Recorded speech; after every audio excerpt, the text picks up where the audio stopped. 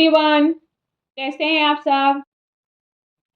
आज मैं जिस टॉपिक के बारे में बात करने जा रही हूँ या जिस टॉपिक पर मैंने ये वीडियो बनाया है, वो टॉपिक हर एक स्टूडेंट के लिए, हर एक नागरिक के लिए, सबके लिए बहुत इम्पोर्टेंट है। सबके लिए बहुत महत्वपूर्ण है और सबको यह समझना भी चाहिए, जो इस टॉपिक में मैं समझाऊँगी सब सारे नागरिकों, भारत के सागरे सारे नागरिकों, चाहे वो नॉर्थ के हों, चाहे वो साउथ के हों, जिस भी स्टेट के हों, सबको इस टॉपिक के बारे में पता होना चाहिए। तो आप लोग अगर आसान भाषा में और सही जानकारी चाहते हैं, तो वीडियो को लास्ट तक देखिए, आपको बहुत कुछ समझ में आ जाएगा, आपको बहुत कुछ जानकारी मिलेगी और ये वीडियो आपके बहुत काम की होने वाली है। तो चलिए, आप लोग के साथ इस वीडियो की शुरुआत करते हैं। आज हम बात करने वाले हैं भाषा नीति पर। भारत की लैंग्वेज पॉलिसी पे आज बात होगी। एक ऐसी पॉलिसी जो हमारी पहचान, हम क्या हैं, हमारी पहचान, हमारी संस्कृति, हमारा लोकतंत्र और प्रशासन से जुड़ी हुई है। हम जानेंगे कि प्राचीन भारत में भाषा व्यवस्था कैसी थी और इस वीडियो में हम ये भी जानेंगे कि अंग्रेजी भारत में कैसे आई, मध्यकाल में भाषा व्यवस्था कैसे थी और अंग्रेजों के बाद जब भारत हमारा आजाद हुआ, उसके बाद भाषा को लेके संविधान में क्या प्रावधान किए गए, हिंदी और अंग्रेजी को संविधान में कब और कैसे जगह मिली, किस एक्ट के द्वारा भाषा नीति को बदला गया, एक एक्ट लाया गया, वो सब आपको सब इस वीडियो में सुनने को मिलेगा। उस एक्ट के बारे में बात होगी और राज्य अपनी भाषाओं में प्रशासन कैसे चलाते हैं, ये भी इस वीडियो में आपको जानने को मिलेगा। मलयालम भाषा विधेयक क्यों लाया गया? अभी न्यूज़ में है कि मलयालम भाषा विधेयक क्यों लाया गया। न्यूज़ तो बस इतनी है, मलयालम भाषा विधेयक लाया गया। इसमें तालमेल की भाषा का भी ज़िक्र हुआ है। लेकिन अगर आपको मलयालम भाषा विधेयक के बारे में जानना है, तो पहले आपको जो भी मैंने सारा कंटेंट दिया, जो अभी मैंने सारे सवाल किए, सबको जानना बहुत ज़रूरी है। और आखिर में हम यह भी समझेंगे कि भविष्य में भारत की भाषा नीति कैसी होनी चाहिए। क्या अंग्रेजी को हटाया जाना चाहिए या अंग्रेजी को लागू रहने देना चाहिए? तो आप वीडियो को लास्ट तक देखिए, आपको इन सारे टॉपिक के बारे में, इन सवालों का जवाब आपको एक वीडियो में मिलेगा और वो भी आसान भाषा में मिलेगा। आपको सब समझ आएगा। तो पहले देखते हैं कि प्राचीन भारत में भाषा व्यवस्था कैसी थी। प्राचीन भारत में कोई एक राष्ट्रीय भाषा नहीं थी। संस्कृत ज्ञान और शिक्षा की भाषा थी। पाली प्राकृत आम जनता की भाषा थी। दक्षिण भारत में तमिल, कन्नड़, तेलुगु और मलयालम जैसी भाषाएं विकसित हो रही थी। मौर्य सम्राट अशोक ने अपना शिलालेख पाली और प्राकृत में लिखवाए ताकि आम लोग शासन के आदेश को समझ सके, क्योंकि उस समय पाली और प्राकृत भाषा आम लोगों की भाषा थी। इसीलिए मौर्य सम्राट अशोक ने सारे शिलालेख अपने इसी भाषा में लिखवाए, आम जनता को ये आदेश समझ में आए। गुप्त काल में संस्कृत प्रशासन की भाषा बनी। इससे यह स्पष्ट होता है कि भारत में हमेशा जनता की भाषा में शासन चलाने की परंपरा रही है। जनता जिस भाषा में समझती थी, शासन उसी भाषा में चलता था। शासन, शासनिक और प्रशासनिक कार्य आदेश उसी भाषा में दिए जाते थे। तो ये था प्राचीन भारत में भाषा की व्यवस्था कैसी थी। अब हम देखते हैं कि मध्यकाल में कैसी थी। फारसी भाषा कैसे आई। दिल्ली सल्तनत और मुगल शासन था मध्यकाल में और ये लोग हमारे भारत के नहीं थे, ये भारत के बाहर से आके हमारे यहाँ राज कर रहे थे। इनके द्वारा मुगल शासन और दिल्ली सल्तनत के द्वारा फारसी भाषा लाई गई और फारसी भाषा को प्रशासनिक भाषा बनाया गया। सरकारी दस्तावेज और न्यायालय फारसी में चलते थे, लेकिन जनता जो हमारे यहाँ की थी, जो भारत की जनता थी, वो अपने भाषाओं में ही बोलती थी, अपनी लैंग्वेज में ही बात करते थे। वो लेकिन सरकारी दस्तावेज फारसी में होते थे। जनता की भाषा अपनी क्षेत्रीय होती थी। यहीं से सरकार और जनता की, सत्ता और जनता की भाषा में दूरी बढ़ने लगी। फिर अंग्रेज लोग आए। अब अंग्रेजों के समय में भाषा की व्यवस्था कैसे देखते हैं, अंग्रेजी हमारे यहाँ कैसे आई। 1835 में लॉर्ड मैकाले ने अंग्रेजी शिक्षा लागू की। 1835 में लॉर्ड मैकाले ने कहा कि एजुकेशन में अंग्रेजी लागू होगी, इंग्लिश एजुकेशन लागू किया गया। फिर 1854 में वुड्स डिस्पैच आया। उसके वुड्स डिस्पैच के बाद अंग्रेजी शिक्षा, जो पहले लॉर्ड मैकाले के समय बस अंग्रेजी शिक्षा एजुकेशन में लागू की गई थी, अब वुड्स डिस्पैच के द्वारा अंग्रेजी को प्रशासन की भाषा बन गई। वुड्स डिस्पैच में कहा गया कि अब प्रशासन की भाषा अंग्रेजी होगी। धीरे धीरे अदालतों में सरकारी फाइलें, उच्च शिक्षा अंग्रेजी में होने लगी। अदालतें की कार्रवाई, सरकारी फाइलें, सब कुछ अंग्रेजी में होने लगा। इस तरह अंग्रेजी सत्ता की भाषा बन गई। अंग्रेजों के समय इसी तरह अंग्रेजी जो है वो शासन प्रशासन की भाषा बन गई, सत्ता की भाषा बन गई। फिर आता है, फिर अंग्रेज जाते हैं, फिर आता है आज़ादी का समय। जब भारत आज़ाद होता है, फिर से भाषा विवाद शुरू हो जाता है, क्योंकि हमारी जनता अंग्रेजी को लेके कंफर्टेबल नहीं थी। हमारी जनता की अपनी अलग-अलग क्षेत्रीय भाषाएँ थी, हिंदी भाषा थी, तो अंग्रेजी को इम्पोर्टेंस नहीं देते थे। तो आज़ादी के समय एक विवाद हुआ। 1947 में जब भारत आज़ाद हुआ, तो सबसे बड़ा सवाल यही था कि भारत की राजभाषा क्या होगी? संविधान सभा में लंबी बहस हुई, बहुत दिनों तक बहस हुई और बहुत गंभीर बहस हुई। तो कुछ लोगों ने कहा कि हिंदी को राष्ट्रभाषा बनाना चाहिए, तो कुछ लोगों ने कहा अंग्रेजी को जारी रखना चाहिए। तो दक्षिण भारत के कई नेता तो हिंदी विरोधी थे। वो कहते थे कि कई नेता ऐसे थे जो कहते थे कि क्षेत्रीय भाषा के अधिकार को बचाना चाहिए। कुछ लोग हिंदी बोले, कुछ लोग इंग्लिश बोले और कुछ लोग बोले क्षेत्रीय भाषा को बचाना चाहिए। 1950 में संविधान लागू हो गया। संघ की राजभाषा हिंदी होगी ऐसा घोषित कर गया, क्योंकि आर्टिकल 343 में कहा गया कि संघ की भाषा राजभाषा हिंदी होगी और अंग्रेजी को 15 वर्षों तक सहायक भाषा के रूप में प्रयोग किया जाएगा। यानी 1950 से लेकर 1965 तक हिंदी और अंग्रेजी दोनों का प्रयोग होना था। लेकिन इसी समय साउथ साउथ इंडिया, दक्षिण भारत के कई राज्यों में हिंदी विरोधी आंदोलन शुरू हो गए। तब सरकार को ऑफिशियल लैंग्वेज एक्ट 1963 लाना पड़ा, आधिकारिक भाषा अधिनियम 1963 लाना पड़ा। उसके अंतर्गत, इस कानून के अंतर्गत अंग्रेजी को अनिश्चित काल तक जारी रखने का निर्णय लिया गया। और उसके पहले 7वां संविधान संशोधन अधिनियम 1956 भी लाया गया था, जिसके तहत राज्यों का पुनर्गठन भाषा के आधार पर किया गया था। इससे पहले राज्यों का पुनर्गठन भाषा के आधार पर नहीं हुआ था, लेकिन 7वां संविधान संशोधन अधिनियम जो 1956 में लाया गया था, उसके तहत राज्यों का पुनर्गठन भाषा के आधार पर किया गया। जैसे आंध्रा का जो आंध्रा बनाया गया, आंध्र प्रदेश बनाया गया, तो तेलुगु के जितने तेलुगु बोलने वाले थे, वो आंध्र प्रदेश में गए। उस रीजन को आंध्र प्रदेश घोषित किया गया, वहाँ तेलुगु बोलने वाले थे। तमिल बोलने वाले तमिलनाडु में गए। तो स्टेट जो बनाए गए, वो भाषा के आधार पर बनाए गए। इसके बाद राज्यों को अधिकार मिला कि वे अपनी मातृभाषा में प्रशासन चला सकते हैं, क्योंकि पुनर्गठन ही भाषा के आधार पे हुआ था, राज्य ही बना था भाषा के आधार पर। तेलुगु बोलने वाले आंध्र प्रदेश में गए, तमिल बोलने वाले तमिलनाडु में गए। तो इसके बाद ही राज्यों को अधिकार मिल गया कि आप अपनी मातृभाषा में प्रशासन चला सकते हैं। अब देखते हैं कि राज्य सरकारें और प्रशासनिक भाषा क्या है। संविधान के अनुच्छेद 345 के अनुसार राज्य अपनी भाषा को राजभाषा घोषित कर सकते हैं, या राज्य अपनी भाषा में, क्षेत्रीय भाषा में प्रशासनिक कार्य कर सकते हैं। जैसे उत्तर प्रदेश, बिहार, मध्य प्रदेश हिंदी में प्रशासनिक कार्य करते हैं, महाराष्ट्र मराठी में, गुजरात गुजराती में, पश्चिम बंगाल बंगाली में, तमिलनाडु तमिल में, केरल मलयालम में, कर्नाटक कन्नड़ में, आंध्र प्रदेश तेलुगु में और उड़ीसा उड़िया में। इन राज्यों में सरकारी फाइलें, नोटिस और योजनाएं अपनी भाषा, अपनी क्षेत्रीय भाषा में जारी होती हैं। कर्नाटक में कन्नड़ में जारी होगी। जो भी डॉक्यूमेंट आएगा, जो भी आदेश आएगा, जो भी फाइलें आएंगी, नोटिस आएगा, योजनाएं आएंगी, सब कन्नड़ भाषा में होंगी। ये था प्राचीन काल से लेके आज तक का कि भारत में कैसे-कैसे, किस-किस भाषा का विकास हुआ, क्या संविधान बना, कैसे हुआ। तो देखा जाए तो हमारा देश, भारत देश भाषाओं, संस्कृतियों और परंपराओं का एक विशाल महासागर है। हमारे देश में संविधान द्वारा मान्यता प्राप्त 22 आधिकारिक भाषाएं हैं और इनके अलावा 1200 से भी ज्यादा बोलियां बोली जाती हैं। यहाँ भारत में हर कुछ किलोमीटर के बाद लोगों की भाषा, बोली, लहजा सब बदल जाता है। ऐसे में एक बहुत बड़ा सवाल खड़ा होता है, सरकार पूरे देश को कैसे चलाए?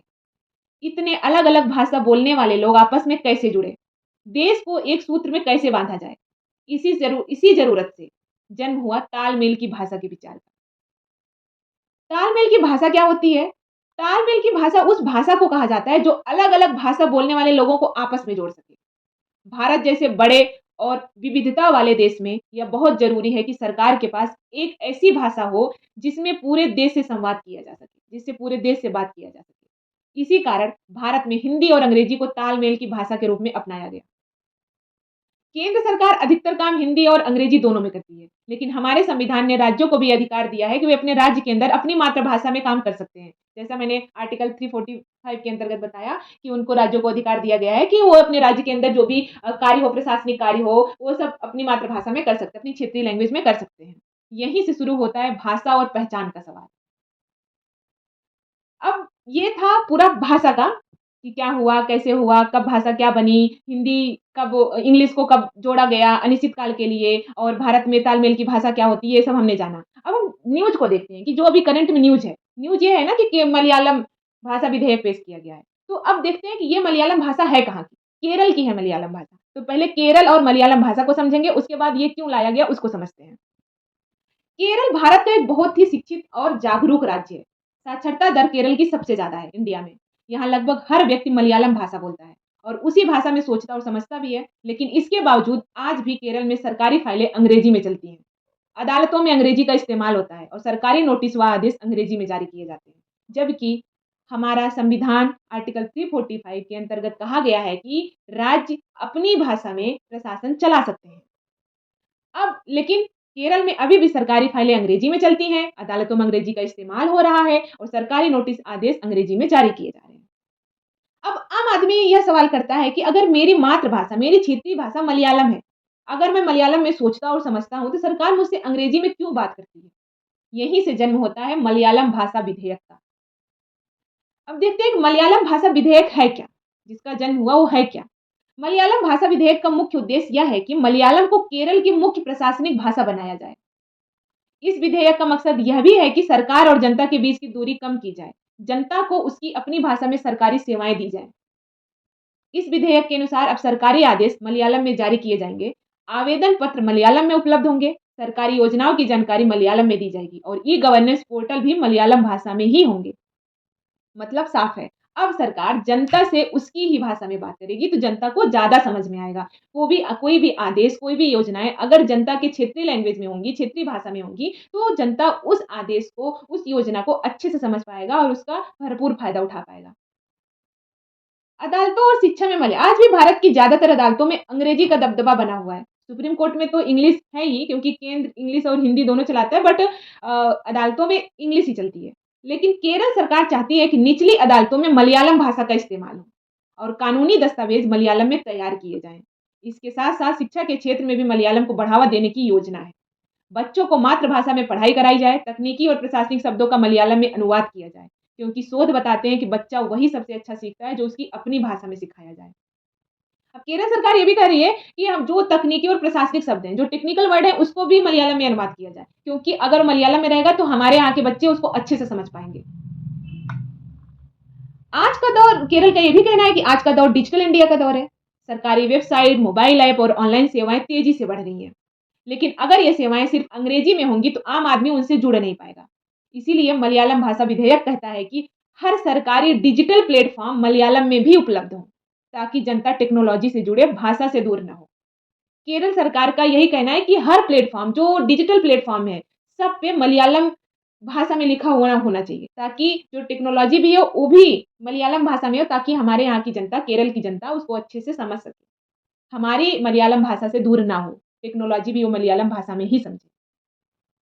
तो ये था पूरा मुद्दा कि मलयालम भाषा विधेयक के बारे में कि क्या है, कैसे है। अब हम लोग लास्ट में देखते हैं कि अंग्रेजी हटाई जानी चाहिए कि नहीं हटाई जानी चाहिए, इसके बारे में डिस्कस करते हैं। अंग्रेजी आज अंतर्राष्ट्रीय भाषा है। अंग्रेजी आज के समय में देखा जाए तो इंटरनेशनल लैंग्वेज बन गई है। विज्ञान, तकनीक, मेडिकल, रिसर्च और व्यापार की भाषा बन गई है। अगर हमें भारत को किसी देश से इम्पोर्ट एक्सपोर्ट करना हो, अदर कंट्री को इंडिया से इम्पोर्ट एक्सपोर्ट करना हो, तो वो अपनी भाषा में नहीं करेगा, अपने देश की भाषा में नहीं करेगा। वो इंग्लिश लैंग्वेज के थ्रू विज्ञान, तकनीकी, मेडिकल, रिसर्च और व्यापार होता है। इंग्लिश के लिए, इंग्लिश के थ्रू क्योंकि इंग्लिश इंटरनेशनल लैंग्वेज बन गई है या देशों को जोड़ती है। अगर अंग्रेजी पूरी तरह हटा दी जाए तो भारत वैश्विक मंच से कट सकता है, क्योंकि इंग्लिश ही है जो हमको वैश्विक मंच से जुड़ाव रखता है। क्योंकि हर कंट्री की भाषा हमें नहीं आती है। हमें अगर इंग्लिश आ रही है, तो हम अदर कंट्री से आराम से जुड़ सकेंगे। उस कंट्री से टेक्नोलॉजी ला सकेंगे अपने देश। उस कंट्री से हम इम्पोर्ट एक्सपोर्ट कर सकेंगे, टेक्नोलॉजी इम्पोर्ट एक्सपोर्ट कर सकेंगे, हथियार इम्पोर्ट एक्सपोर्ट कर सकेंगे, ऑयल इम्पोर्ट एक्सपोर्ट कर सकेंगे। ऑयल तो अधिकतर हम लोग इम्पोर्ट ही करते हैं, एक्सपोर्ट नहीं करते हैं। हथियार भी हम लोग ज़्यादातर इम्पोर्ट ही करते हैं, आयात ही करते हैं, उसका निर्यात नहीं करते हैं। तो इसीलिए अगर अंग्रेजी हटाई गई इंडिया से, भारत से, तो वैश्विक मंच से कट सकता है। हमारा जो हायर एजुकेशन वो कमज़ोर हो सकती है और जो हमारा टेक्नोलॉजिकल डेवलपमेंट है, वो भी प्रभावित हो सकता है। लेकिन अगर सिर्फ़ अंग्रेजी रहेगी तो आम आदमी शासन से दूर रहेगा। इसीलिए अंग्रेजी को भी रखिए और आम आदमी की भाषा को भी संतुलित बना के रखिए। संतुलन बना के रखना होगा सरकार को। अंग्रेजी तो रहेगी ही, साथ में हमारी जो क्षेत्रीय भाषाएँ हैं, हमारी जो राजभाषा है, उसको भी भारत को इम्पोर्टेंस देना पड़ेगा, सरकार को इम्पोर्टेंस देना पड़ेगा, तभी बैलेंस बन पाएगा। अब देखते हैं कि अपने अगर कोई भी बड़ा सुधार होता है, तो कुछ चुनौतियाँ भी आती हैं साथ में। तो जो ये अभी विधेयक लाया गया, मलयालम भाषा विधेयक, इस विधेयक को लागू करने में तकनीकी शब्दों का अनुवाद करना पड़ेगा, अधिकारियों को भाषा का प्रशिक्षण भी देना पड़ेगा।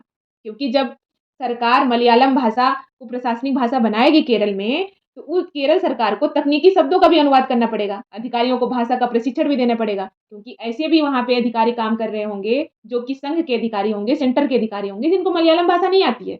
तो उनके लिए उनको भाषा का प्रशिक्षण भी देना पड़ेगा केरल सरकार को। और केंद्र सरकार से बेहतर समन्वय भी बनाना होगा। कुछ लोग कहते हैं कि इससे अंग्रेजी कमज़ोर हो जाएगी, लेकिन समर्थक कहते हैं कि यह अंग्रेजी के खिलाफ नहीं है, क्योंकि केरल सरकार कह रही है ना कि उसके यहाँ सारा प्रशासन, सारा अदालतों का कार्य, सब कुछ जो आदेश सब कुछ जारी हो रहा है, वो इंग्लिश में जारी हो रहा है। इंग्लिश की जगह हटाकर वो मलयालम करना चाह रही है। तो कुछ लोग का कहना है कि अगर मलयालम कर दिया जाएगा तो अंग्रेजी कमज़ोर हो जाएगी। लेकिन बहुत लोग ऐसे भी समर्थक हैं जो कह रहे हैं कि अंग्रेजी के खिलाफ ये विधेयक नहीं है, बल्कि मलयालम के समर्थन में है। अंग्रेजी तो है ही, मलयालम के समर्थन में भी है। अंग्रेजी के खिलाफ नहीं है। मलयालम भाषा विधेयक कोई भाषा युद्ध नहीं है। यह जनता की भाषा में शासन का प्रयास है। जनता की भाषा, जो जिस भाषा में जनता समझ सकती है, उस भाषा में केरल सरकार शासन करना चाहती है। उसके लिए प्रयास है। लोकतंत्र को मजबूत करने की पहल है, क्योंकि लोकतंत्र जो है, वो हम भारत के लोग ही लोकतंत्र है। लोकतंत्र को मजबूत करने की पहल है ये, और सांस्कृतिक सम्मान का प्रतीक है। केरल सरकार के सांस्कृतिक सम्मान, जो केरल की जो मलयालम भाषा है, सांस्कृतिक सम्मान का प्रतीक है। क्योंकि जब सरकार जनता की भाषा में बोलेगी, तभी असली लोकतंत्र जिंदा रहेगा। क्योंकि जब सरकार हमारी भाषा में बोलेगी, आम नागरिक की भाषा में कुछ समझाएगी, कुछ आदेश देगी, कोई प्रशासनिक कार्य करेगा, योजनाएँ आएँगी, तभी तो आम आदमी उसको समझ पाएगा, तभी तो असली लोकतंत्र का सम्मान होगा, असली लोकतंत्र जिंदा रहेगा। भारत को संतुलित नीति अपनानी चाहिए। मातृभाषा से पहचान और संस्कृति मजबूत होनी चाहिए, तो हिंदी से राष्ट्रीय संवाद होना चाहिए। अंग्रेजी से वैश्विक मंच पर भारत आगे बढ़ना चाहिए। इसे ही कहा जाता है 3 लैंग्वेज फार्मूला, जिसमें तीनों लैंग्वेज फार्मूला, तीनों भाषा, एक अपनी मातृभाषा, एक हिंदी और अंग्रेजी, तीनों मिलके रहेंगी। इसीलिए भारत को संतुलित नीति अपनानी चाहिए। ये था आज का टॉपिक कि लैंग्वेज पॉलिसी क्या है, और प्राचीन काल से लेके मध्यकाल, अंग्रेजों के समय और आधुनिक समय में, आज़ादी के बाद भारत के लैंग्वेज डिस्प्यूट क्या-क्या हुए, कैसे संविधान में कौन-सा आर्टिकल लाया गया, कौन-सा एक्ट लाया गया, हिंदी को किस लेवल तक रखा गया, अंग्रेजी को शामिल किया गया, उसको हटा दिया गया, अगर उसको हटाया जाएगा तो उसका इम्पैक्ट क्या पड़ेगा, और मलयालम भाषा क्या है, भाषा विधेयक क्या है, ये सब कुछ इस टॉपिक में था। तो आपने अगर पूरा वीडियो देख लिया है, तो आपको ज़रूर समझ में आ गया होगा। तो अब अगर यह वीडियो आपको पसंद आया हो, तो वीडियो को लाइक करें, शेयर करें और चैनल को सब्सक्राइब करना ना भूलें। और कमेंट में ज़रूर बताइए कि क्या आपके राज्य में भी सरकारी काम आपकी मातृभाषा में होता है? क्या आप एक जागरूक नागरिक हैं अपने भारत के, अपने स्टेट के? क्या आपको पता है कि कोई भी सरकारी काम, कोई भी योजनाएँ जो आ रही हैं, कोई भी पॉलिसी बनाई जा रही है, कोई भी आदेश पारित हो रहा है, क्या वो आपकी मातृभाषा में पारित हो रहा है? क्या वो योजनाएँ आपको समझ में आ रही हैं?